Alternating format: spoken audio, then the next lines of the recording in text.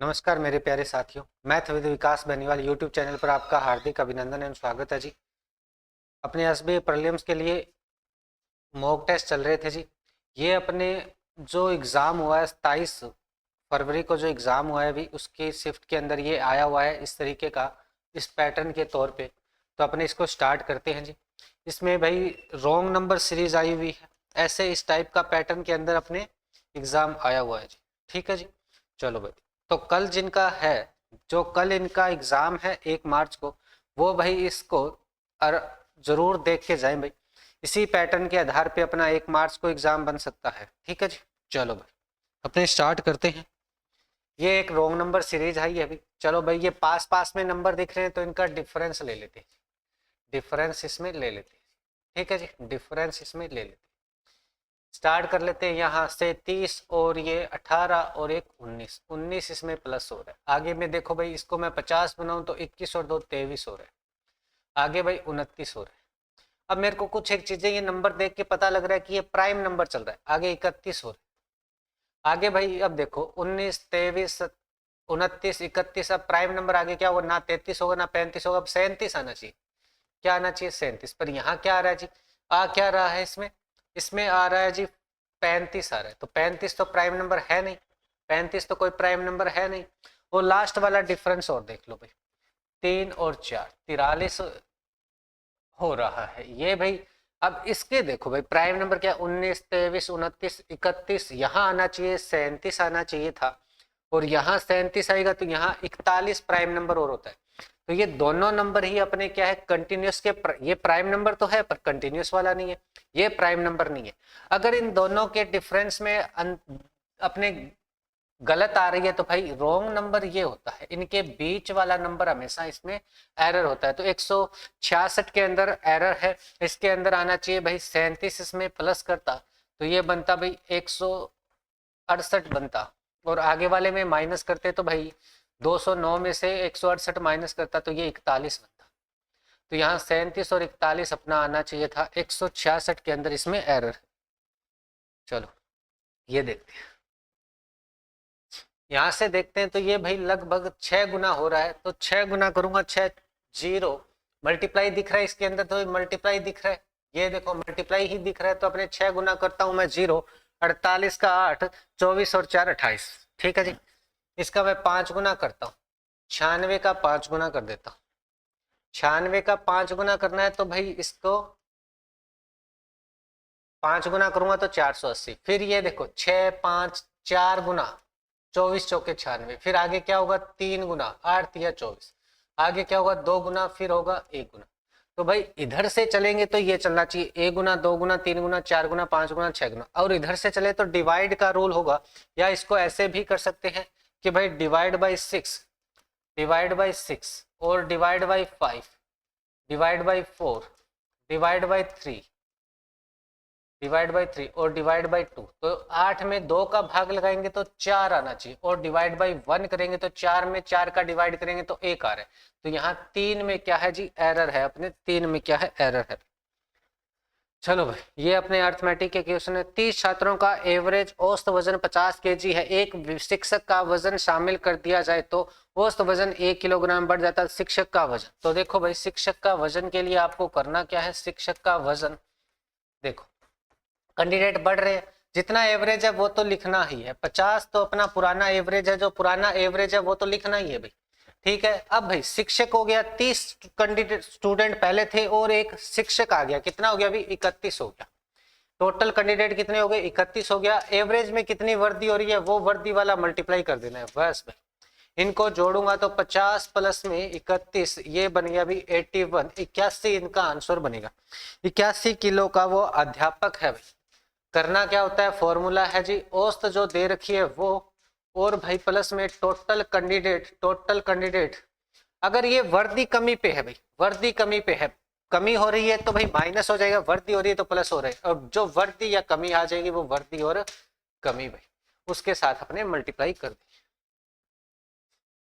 एक व्यक्ति ने एक स्कीम में 5% प्रति वर्ष की दर से 4 वर्ष के लिए रुपए निवेश किए और उसे साधारण ब्याज में 240 रुपए मिले। 4 वर्ष के लिए और 4 वर्ष के लिए 5%, तो उसका भाई हमेशा अगर आप करोगे तो अगर मैं प्रिंसिपल अगर 100% मानूं या 100% मानूं, तो अपना सिंपल इंटरेस्ट क्या होता है जी? सिंपल इंटरेस्ट होता है रेट इंटू टाइम करेंगे तो वो सिंपल इंटरेस्ट होता है। तो 5 × 4 करूंगा तो भाई ये 20% उसमें इंटरेस्ट बन रहा है। 100 रुपए अगर मेरा मूलधन है तो 20 रुपए मेरा ब्याज बन रहा है। और इसने ब्याज की क्वांटिटी अपने को दे दी 240, तो 20% की वैल्यू अपने पास 240 है। 1% की वैल्यू निकालूंगा तो 240 डिवाइड बाई 20 हो जाएगा, 20 हो जाएगा, और ये आ जाएगा जी 12। 1% की वैल्यू 12 आ जाएगी। 12 को 100 से मल्टीप्लाई करूंगा तो ये 1200 अपना प्रिंसिपल बन जाएगा।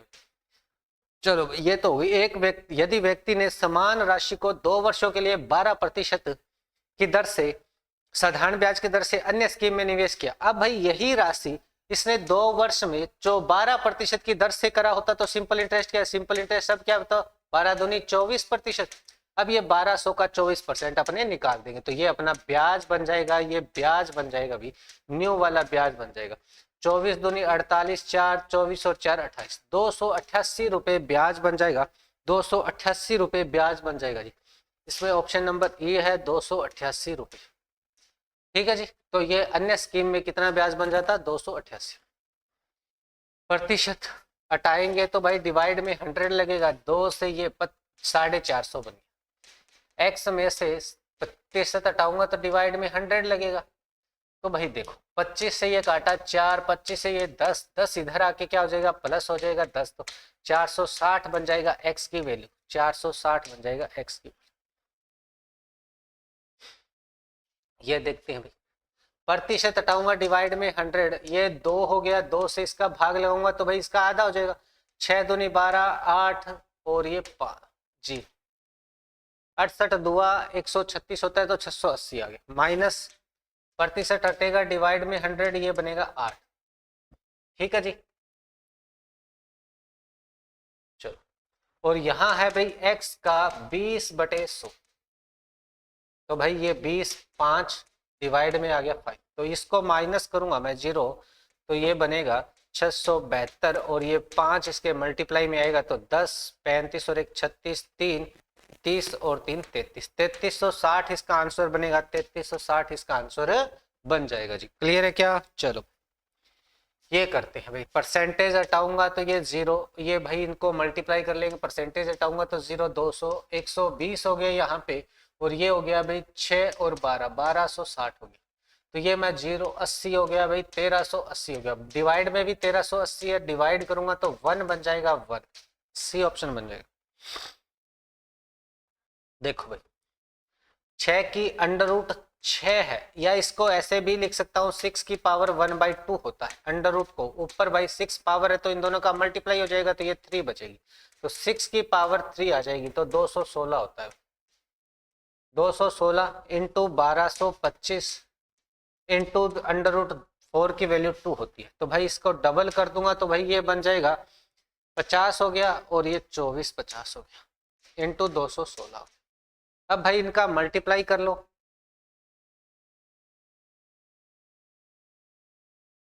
इसके अंदर क्या दिक्कत होगी भाई?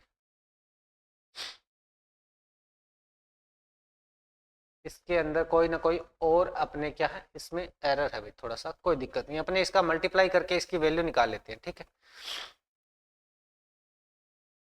ठीक है। चलो कोई दिक्कत नहीं, वैसे मल्टीप्लाई करके अपने इसकी वैल्यू निकालते हैं भाई। देखो इसको आधा कर दो 108 हो जाएगा, इसको डबल कर दो 24 दूनी 48 और 1 49, ये 49 हो जाएगा। फिर इसको मल्टीप्लाई करना है तो 0000, 9 8 72, 7 32 और 7 39 हो गया जी। ये 9 का 9 आ गया, 3 हो गया 49 और 3 52, तो ये बन जाएगा जी 52 9200, ये बनेगा। ठीक है, इसमें कोई और चीज होगी, कैलकुलेट नहीं होगी, या तो ये डिवाइड वगैरह कुछ होगा भाई। ठीक है, चलो ये सोल्व करते हैं। डिवाइड है तो ये 5 का 4 हो गया, 12 चौके 48 हो गया। ठीक है, -2x हो गया बराबर अपने 0, ये 1, ये x ही है।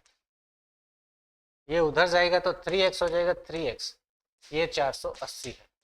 3x से डिवाइड करूंगा 16 3 48 होता है तो 160 इसकी वैल्यू बन जाएगी। x की वैल्यू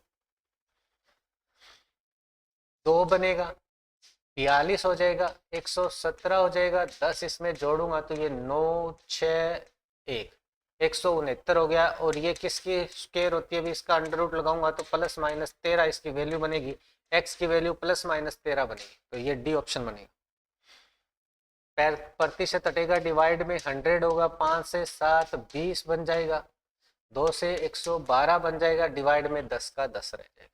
ठीक है जी, या दशमलव हटाऊंगा तो भाई इसको मल्टीप्लाई कर लेते हैं। ठीक है, 7 दूनी 14 और 77 और 1 78 और 1 छोड़ के 10 उधर जाएगा तो ये माइनस हो जाएगा, तो 99 पहले इसको 8 से डिवाइड करता हूं मैं, 8 एकम 8 कितना बचा भाई, 7 बचा, 8 छिक्के 9 8 72, 4 बचा, 8 छिक्के 48 और ये इधर जाके माइनस फिर होगा 78.4, तो इनको जोड़ेंगे तो ये 20 और ये 20 और ये 98 हो जाएगा और ये 1 बचेगा, 1 इसका आंसर आ जाएगा। इसको 150 इसके साथ मल्टीप्लाई में यहाँ एक्स स्क्वायर होगा, एक्स स्क्वायर के इक्वल में क्या होगा, 150 इंटू 120 इंटू 0.2, दशमलव हटेगा, डिवाइड में 10 आएगा। ये देखो भाई, अब इनको बनाऊंगा तो मैं ये 300 हो जाएगा और ये हो जाएगा 12, 12 3 3600 हो जाएगा। ठीक है जी, अब इसका अंडर रूट लूंगा तो प्लस माइनस 60 बन जाएगा, प्लस माइनस 60 बनेगा एक्स की वैल्यू। अगर यहाँ प्लस के अंदर वैल्यू ना हो, माइनस के अंदर 60 दे रखा हो तो भाई अपना आंसर 60 मान्य होगा माइनस का। ये करते प्रतिशत हटेगा, 100 आएगा, 0 से 0 0, 36 दुआ 72 आ जाएगा, 1/2, 1/2 को दशमलव ये लिखेंगे, डी ऑप्शन आ जाएगा, 0.5 लिख देंगे, आधा हो जाएगा। ठीक है, ये इधर जाके इसके डिवाइड में होगा 12.8 और ये 15 इसके डिवाइड में होगा 0। ठीक है जी, अब अपने बात करते हैं, इसका डिवाइड कर देते हैं। ठीक है जी, चलो 15 से डिवाइड हो रहा है, ये 15 से डिवाइड करता हूं मैं, 15 3 45 हो गया, 15 3 45 हो गया, 3 बचा 30 हो गया, 15 दूनी 30 ये हो गया। अब ये 8 से कट रहा है, ये 40 हो गया, 8 से इसको काटेंगे तो ये 8 से तो बनेगा क्या, 8 4 16 आ गया, फिर इसको और काटेंगे 4 से तो 10/4 आएगा, तो ये 2.5 बन जाएगा, 2.5 इसका आंसर आएगा, 2.5 इसका आंसर आ जाएगा। ठीक है जी, चलो भाई 99 है तो ये 11 आ जाएगा, 9 से काटूंगा तो ये 3 आ जाएगा, 27 हो जाएगा, 27 में 3 जोड़ूंगा तो ये 30 हो जाएगा, माइनस का 4 होगा तो ये 26 बन जाएगा, 26 इसका आंसर बन जाएगा। एक ए ने साझेदारी में व्यवसाय में 2400 रुपए का निवेश किया और भाई 8 महीने बाद बी ने इसे x रुपए की राशि के साथ व्यवसाय में शामिल हो गया। ए ने क्या किया, 2400 रुपए निवेश किए हैं, बी ने 8 महीनों के बाद भाई वर्ष के अंत की बात करें तो 8 महीनों बाद है, तो मतलब 4 महीनों के लिए आया है भाई, 4 महीनों के लिए x रुपए लगाए हैं, ये इसने 12 महीनों के लिए रुपए लगाए हैं। ठीक है जी, तो कह रहा है कि भाई शामिल हो गया, वर्ष के अंत में बी का लाभ कुल लाभ का 3/11वां हिस्सा है, 3/11वां हिस्सा, ये तो कुल लाभ है, टोटल प्रॉफिट है ये, और ये बी का हिस्सा है, तो ए का हिस्सा क्या होगा, इसमें से माइनस हो जाएगा, तो 8 क्या है, ए का हिस्सा बन जाएगा। अपने यहाँ ए की वैल्यू दे रखी है तो भाई इससे अपने निकाल लेंगे, ये 3 हो जाएगा, तो ये 2400 इंटू 3, ये ए का लाभ डिवाइड बाई एक्स हो जाएगा, और यहाँ ए का प्रॉफिट 8 है और बी का प्रॉफिट 3 है। ठीक है जी, 8 से ये काटूंगा मैं, ये 300 हो जाएगा और ये इधर आके मल्टीप्लाई होगा, तो एक्स की वैल्यू क्या बनेगी, 9 या 2700 रुपए बन जाएंगे। 2700 रुपए क्या है, इसने निवेश किए हैं, 2700 रुपए इसने क्या किए हैं, निवेश किए हैं। ठीक है, दिव्या ने अकेले किसी कार्य को डी फॉर दिव्या बनाया है, मैंने 12 दिनों में कर सकती है, जबकि दिव्या और प्रिया के लिए मैंने पी बनाया है, ये 7.5 दिनों में, 7.5 दिनों में 7 सही, या 15/2 कर देता हूँ, 15/2 दिनों में ये कर सकती है। ठीक है, यदि प्रिया और रिया भी आ गई, अभी रिया और प्रिया दोनों भाई इतने दिनों में कर सकते हैं, 35 और 1 36/5 दिनों में इस कार्य को पूरा कर सकती है। तो ज्ञात कीजिए कि रिया अकेला उसी कार्य को कितने दिनों में करेगी, तो भाई बस इनका अपने एलसीएम ले लेंगे, तो इनका एलसीएम क्या बनना चाहिए भाई, 180 बना देता हूं मैं, 180 इसका एलसीएम बना देता हूं। ये इसके भाग 1 पे जाएगा, 6 15 आ जाएगा। ये दोनों का देखो 15 एकम 15, 3 बचा 15 दूनी 30, 12 दूनी 24 हो जाएगा। 2 का ऊपर मल्टीप्लाई होगा तो ये 24 हो जाएगा।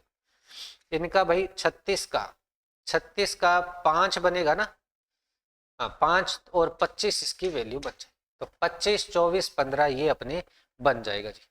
अब भाई अपने को निकालना है कि रिया के लिए क्या है, तो रिया का अपने को निकालना है। तो देखो डी और पी में से डी की वैल्यू माइनस करूंगा तो कितना बनेगा, पी की वैल्यू क्या आ जाएगी भाई, 24 में से डी की वैल्यू आ जाएगी 9, 25 में से 9 जाएगा तो 16 आ जाएगा रिया का काम हो जाएगा जी 16, इफिशियंसी आ गई 16, टोटल वर्क कितना है 180।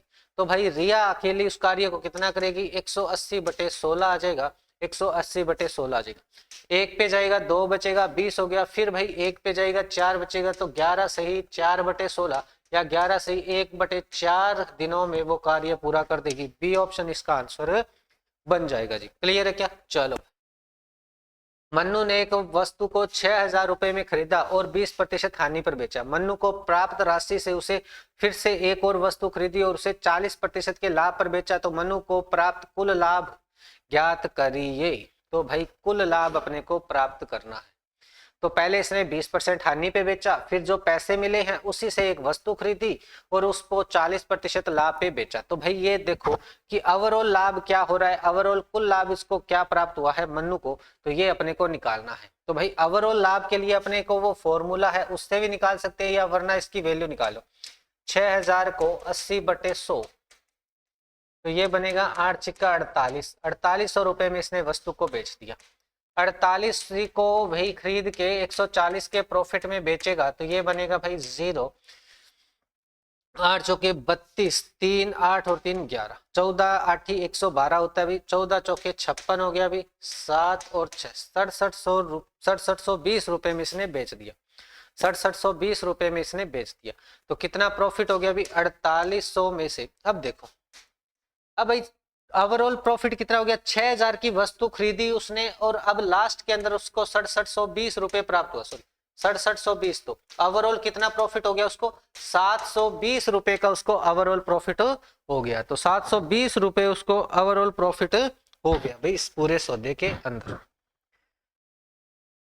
एक व्यक्ति ने 10% लाभ पे, एक व्यक्ति ने 10% लाभ पर की दर से चक्रवर्ती ब्याज पे 2 वर्षों के लिए एक निश्चित राशि को निवेश किया, ठीक है जी, और ब्याज में 945 रुपए प्राप्त की। यदि व्यक्ति द्वारा निवेश की गई राशि ज्ञात कीजिए। तो 10% के हिसाब से चक्रवर्ती ब्याज 2 वर्ष का बोल रहा है, तो देखो भाई a प्लस बी प्लस ए भी भाई 100 से 2 वर्ष का एक संतुलित अपने रेट निकाल लेते हैं। तो 10 का 10 प्लस में 10 प्लस में 10 का 100 डिवाइड बाई 100, 21% क्या है ओवरऑल अपनी रेट निकल जाएगी, 21% अपनी ओवरऑल रेट निकलेगी।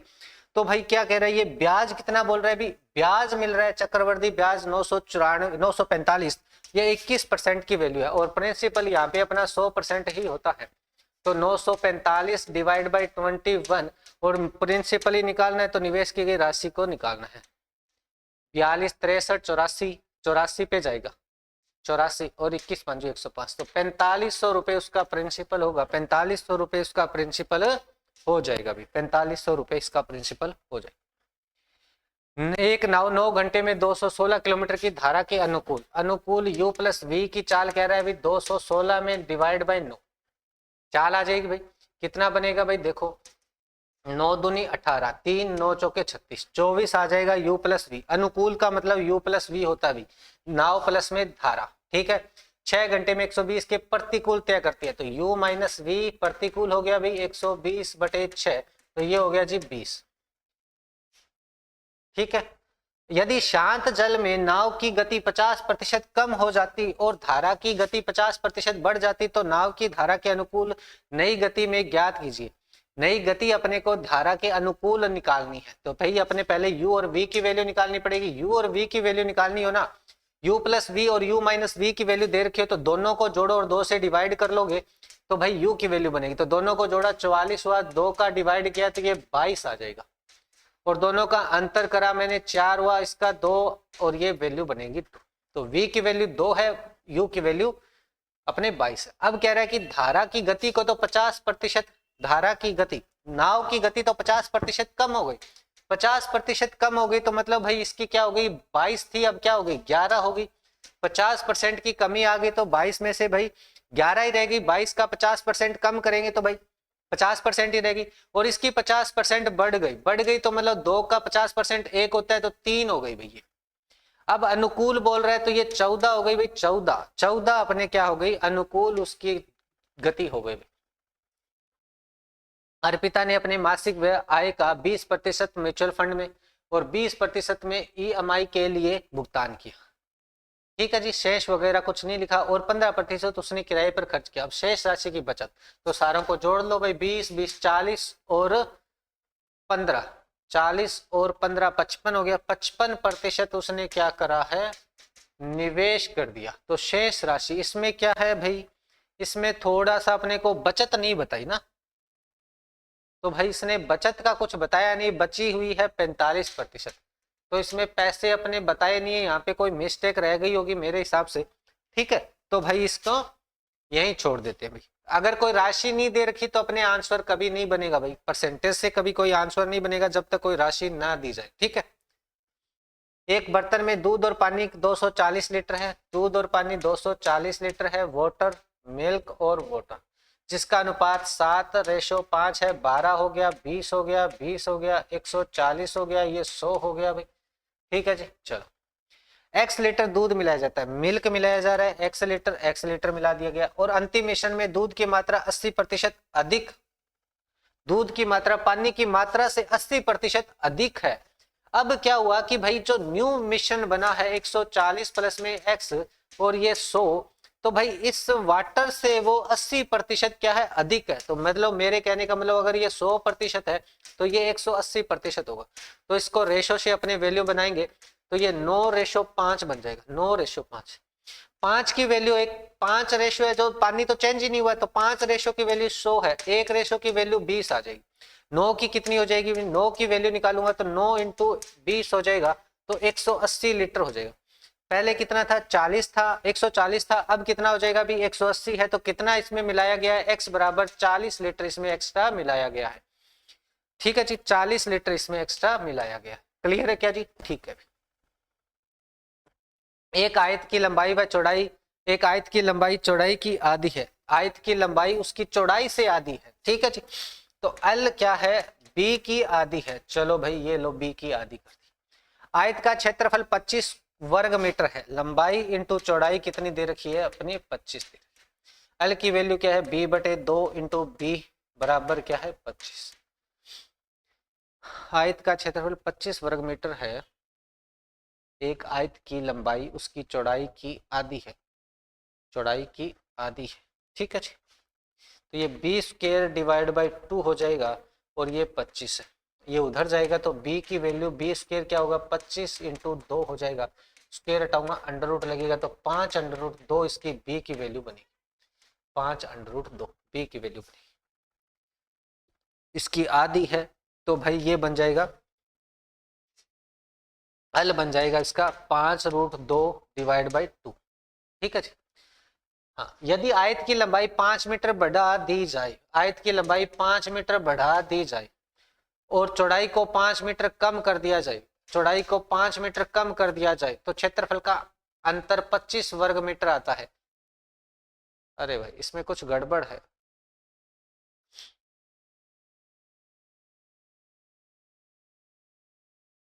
पच्चीस वर्ग मीटर अंतर हो जाता,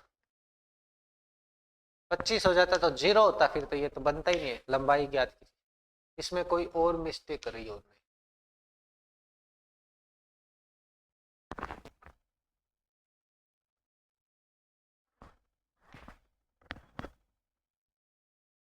25 50 ये इसमें कोई एरर ही है। ठीक, चलो।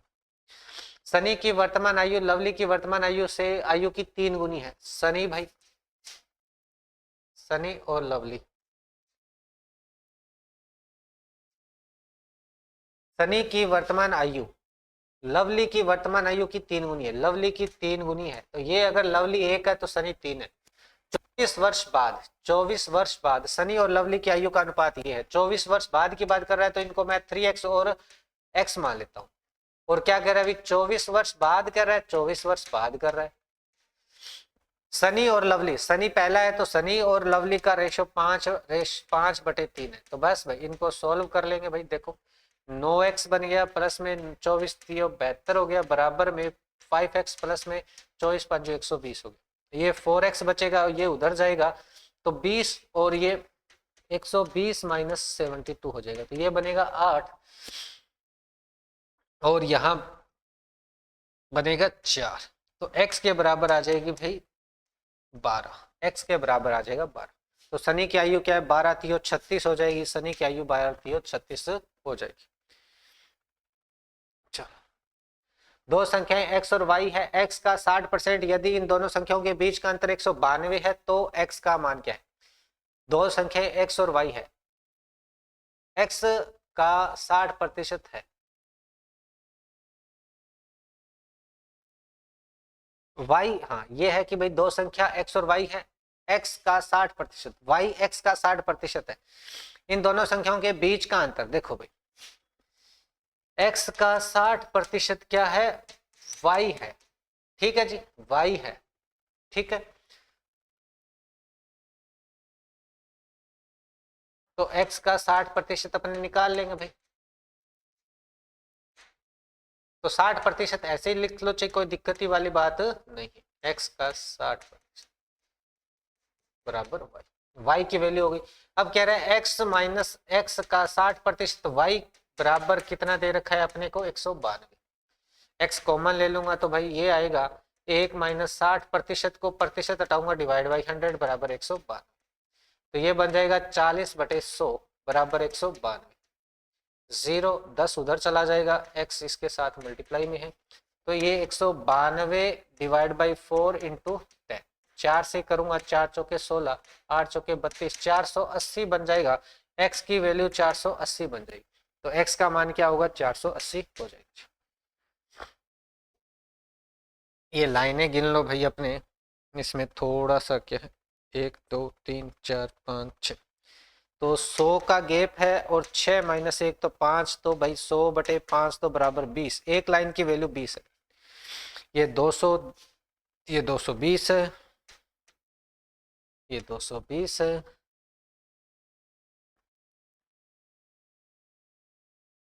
ये 40 कम हो गया तो 160 हो गया। हम्म, हम्म, हम्म। ये 300 है, 300 से 40 ज्यादा, 340 हो गया, ठीक है। चलो यहाँ अपने करते हैं, ये 400, ये 500 है, ये कितना है, ये 40 ज्यादा है 240 हो गया, और ये कितना है भाई, ये 400, ये 440 हो, ठीक है। चलो अब इसमें बोला गया है ये टोटल छात्रों को दर्शा रहा है और दृश्य कला के छात्रों को ये नीचे वाला अपने को दिखा रहा है, ठीक है। चलो ऐसे इसे ऐसे बना लेता हूं मैं, ABCD, ठीक है जी। चलो दृश्य और ये टोटल, बाकी इसमें जो भी होगा वो निकाल लेंगे। दृश्य में A की वैल्यू हो गई 200, ये अपने याद रहे भाई, 220 हो गई, बार बार अपने को निकालना ना पड़े, 240 हो गई, 340 हो गई, और ये बाकी हो गई 500 हो गया, इनका अंतर लूंगा तो ये 300, ये हो गया भाई 400, 180 अंतर हो गया, ये हो गया भाई, ये 120 है, ये 160 है, और ये 240 है, तो ये 80 हो गया, ये 440 है, तो ये 100 का अंतर, ठीक है जी। चलो अंतर या अन्य, अन्य हो गया, चलो ठीक। कॉलेज ए और बी के एक साथ ललित कला में पढ़ने वाले छात्र और बी में कुल छात्रों का अनुपात। ए और बी में ललित कला मतलब दृश्य कला को ललित कला बोलते हैं, किस किस का बोला है, ए और बी के अंदर, ए और बी के अंदर, ए और बी के अंदर आ गया 420, 420 रेशो बी में कुल छात्रों से अनुपात, बी में कुल छात्र कितने हैं, बी में कुल छात्र है भाई 400, तो ये 400, तो ये 0 2 से ये 21 और 20, 21 और 20 इसका रेशियो बनना चाहिए 21 और 20, या इसमें कुछ और होना चाहिए। कॉलेज ए और बी के एक साथ ललित कला के छात्रों,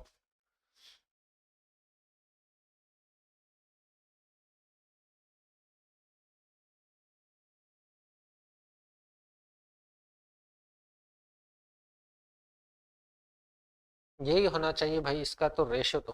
ठीक है, चलो कोई दिक्कत नहीं, इसमें रेशियो ऐसे ही बनेगा। ठीक है, चलो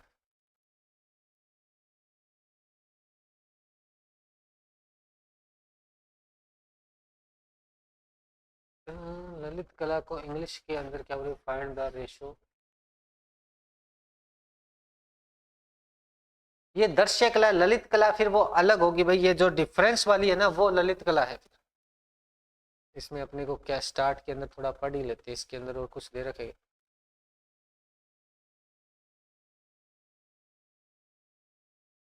विजुअल आर्ट है ये, और इसमें क्या बोला है, स्टडिंग फाइन देखा है। चलो भाई ललित कला फिर ये है, इनका जो डिफरेंस आया वो है भाई ललित कला, ये है ललित कला। तो ये बनेगा 480, 480 और ये आएगा 400। इनका रेशो अपने को लेना है, 4 से करूंगा तो 12, ये 10 हो गया, फिर इसको रेशो 6 रेशो 5 बनेगा, 6 रेशो 5 बनेगा, 6 रेशो 5 बनेगा, 6 रेशो 5 बनेगा। ठीक है जी। बी में दृश्य कला में कुल छात्रों की संख्या, बी में दृश्य कला के छात्र है 220, और डी में कुल छात्रों का कितना प्रतिशत है, डी में कुल छात्र कितने हैं, कुल छात्र 440 है। कितना प्रतिशत है अभी देख लो, 50% ही अभी 50% है, 50%। अफ में दृश्य कला और ललित कला का छात्रों का रेशो 3:5 है। अफ आगे वाला है, अफ दृश्य कला और ललित कला के छात्रों के बीच का अंतर बी में छात्रों के बराबर है, बी में कुल छात्रों के बराबर है। बी में टोटल छात्र कितने हैं, 400 छात्र हैं, तो इन दोनों का जो डिफरेंस है वो बराबर 400 के है। 2 रेशो की वैल्यू 400, 1 रेशो की वैल्यू 200। तो भाई क्या बोला है, अफ में दृश्य कला, दृश्य कला पहली है तो 600 हो जाएगा, 600 स्टूडेंट हो जाएंगे दृश्य कला के अंदर। सभी कॉलेज के छात्रों की औसत संख्या क्या है, सभी कॉलेज के छात्रों की औसत संख्या तो 500, 400, 900, 900 और ये भाई बनेगा 900 और 1040, और ये बनेगा भाई अपने पास 440। तो ये 80 हो गया, 1400, और टोटल कितने हैं, 4 है तो 4 से डिवाइड कर दो, 4 तिया 12 हो गया जी, 2 बचा 7 हो गया, 0 हो गया, 370 आएगा, 370 आ जाएगा, 370 आ जाएगा जी। ठीक है, 370 आएगा ना। 500, 400, 900, 900 और 200 1100, 1140, तो ये बनेगा 1580। अब इसका डिवाइड करूंगा 4 से, 4 तिया 12 हो गया, 3 बचा, 9 चौके 36 हो गया, 395 आ जाएगा, 395 आ जाएगा। ठीक है जी, चलो 395 आ जाएगा। सी और डी में एक साथ ललित कला के छात्रों और ए और बी में एक साथ दृश्य कला के छात्रों के बीच, सी और डी में ललित कला, सी और डी में ललित कला, सी और डी में ललित कला है 180, और ए और बी में ललित कला देखो भाई, ए और बी में ललित कला है 300 और 180, 300 और 180 दोनों है, तो 180 से 180 गया तो 300 का डिफरेंस आएगा। दृश्य कला, सॉरी दृश्य कला है ना, ललित कला नहीं दे रखी, दृश्य कला दे रखी है, तो वो है 420, 420 में से 180 जाएगा तो अंतर आ जाएगा, 420 में से 180 जाएगा तो ये बनेगा 0, 4 और ये 2, 240 इसका आंसर बनेगा, 240 इसका आंसर बन जाएगा। चलो भाई ये बनाते हैं। ये अलग अलग परीक्षा में ये दे रखे हैं जी, अपने को नंबर्स दे रखे हैं, परीक्षाओं में अभ्यर्थियों की संख्या दे रखी है, अलग अलग साल भी दे रखे हैं। 2023 में परीक्षा में 2023 दे नहीं रखा, ए में उपस्थित अभ्यर्थियों की कुल संख्या, अभ्यर्थियों की संख्या वर्ष 2020 में ए और बी में एक साथ उपस्थित विद्यार्थियों की 25% अधिक है। ए और बी के टोटल अभ्यर्थी गिनने हैं 2020 के ए और बी, ये कितना हो गया भाई 14 हो गया, और 7 और 1 8 हो गया। इसका कितना प्रतिशत अधिक है भाई 125%, मतलब 25% अधिक है तो 125 हो गया। 25 पांजा 25 चौका 4 से ये बन गया 21, 21 पांजो 105। तो अब ये 2023 में 105 हो जाएंगे तो 105 इसका आंसर बन जाएगा। 2022 में सी में उपस्थित अभ्यर्थियों की संख्या 2021 में ए में उपस्थित का अनुपात 2022 में सी 65 है और 2021 में ए 35 है। 5 से काटूंगा 13 5 65 7 13:7 बनेगा 13:7 इसके आंसर बन जाएगा। 2021 में परीक्षा ए और बी में एक साथ उपस्थित अभ्यर्थी 2021 में ए और बी में उपस्थित 21 में ए और बी में 80 हो गया जी, 80 हो गया। 2022 में सी में उपस्थित अभ्यर्थियों का कितना है? सी में 2022 सी में 65 है। प्रतिशत अधिक और कम बोला है, 15 अधिक है 65 हो गया। 5 से काटा 3/13 हो गया, 3/13 13 दूनी 26 हो गया, 4 बचा 13 3 39 हो गया। तो 23% लगभग 23% क्या है? अधिक है जी सी से उपस्थित अभ्यर्थी। 2021 में परीक्षा ए और बी में उपस्थित कुल अभ्यर्थियों में से 60% अभ्यर्थी उत्तीर्ण होते हैं। 2021 में ए बी में 2021 में ए और बी में कितना हो गया जी? 80। इसका 60% परीक्षा में उत्तीर्ण हुए हैं तो भाई कितना हो गया? 48 पास हो गए भाई। ठीक है, तो परीक्षा में अभ्यर्थियों की संख्या तो उत्तीर्ण होने वाले 48 है 48। चलो भाई, ये अपना आज का ये लास्ट क्वेश्चन है। इस टाइप का एग्जाम आया, बहुत सिंपल आया अभी। चलो 2020 में ए में और 2021 में सी में उपस्थित अभ्यर्थियों की संख्या ज्ञात कीजिए। 2020 में ए और 2020 में ए 46 हो गया, 2021 में सी 48 हो गया। इन दोनों का रेशो अगर इनका औसत निकालेंगे तो 47 आएगा, 47 आ जाएगा। क्यों आएगा? कि भी इन दोनों के बीच का नंबर ही इसका क्या आएगा? इन दोनों के बीच में 47 है, इन दोनों को जोड़ूंगा तो भी 94 होगा, 94 में 2 से डिवाइड करूंगा तो 47 इनका एवरेज आ जाएगा। ठीक है जी, ये था भी अपना जो कल की शिफ्ट के अंदर 27 फरवरी को जो एग्जाम हुआ है उससे रिलेटेड ऐसा अपना एग्जाम में आया गया है, ये प्रश्न पूछे गए हैं। ठीक है जी, अगर इसकी पीडीएफ आपको चाहिए तो नीचे अपने डिस्क्रिप्शन में टेलीग्राम चैनल का लिंक दिया गया है और आपको भाई मेरे इंस्टाग्राम चैनल को ज्वाइन करना है तो भाई इसमें उसका भी लिंक दिया गया है। ठीक है जी, डिस्क्रिप्शन में अपने इंस्टाग्राम का और टेलीग्राम दोनों का लिंक दिया गया है, तो वहाँ पे आपको ये सब चीज़ें मिल जाएगी। ठीक है जी, आई होप ये सारी चीज़ें आपको अच्छे तरीके से क्लियर हुई होगी भी। आज की क्लास में इतना ही। Thank you everyone, thank you भाई।